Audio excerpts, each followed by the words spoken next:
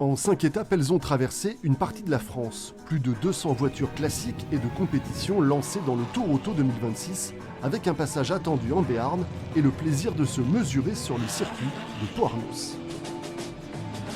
Mais également pour tous les concurrents, le défilé Boulevard des Pyrénées en plein centre-ville. Un événement pour tous les passionnés d'automobile.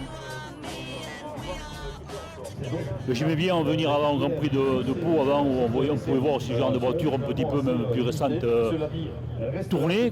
Mais bon, maintenant ça n'existe plus à Pau, donc voilà, donc j'ai l'occasion de venir un peu les voir ici aussi. C'est une histoire, et puis c'est bien commenté en plus là.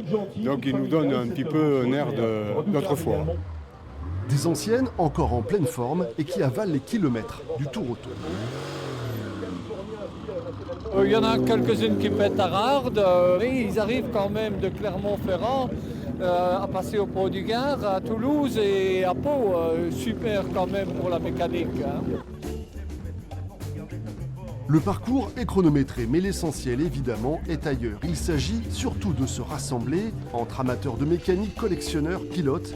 Le parc fermé Place Verdun à Pau accueille des voitures très rares et parfois aussi plus inattendues comme cette Dauphine. Le modèle fête cette année ses 70 ans. C'est vrai que les gens, je crois, ont envie de voir à la fois des trucs épatants et des choses qui leur rappellent des souvenirs. Il en reste encore partout dans les granges, dans les fermes, dans les sous-sols, enfin bon bref. Toutes les familles ou presque ont eu un cousin, un oncle, une grand-mère qui a eu la Dauphine.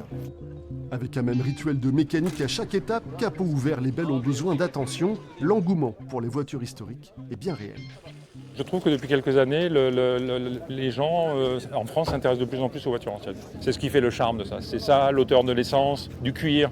C'est ce qui nous plaît, je pense, à tous les passionnés qui sont ici aujourd'hui. Sur Pau, ça a été génial. Ces routes, qu'est-ce qu'elles étaient belles, c'était super. C'est vraiment, vraiment régalé, c'était magnifique. Le passage du Tour Auto à Pau avait comme un air de Grand Prix historique.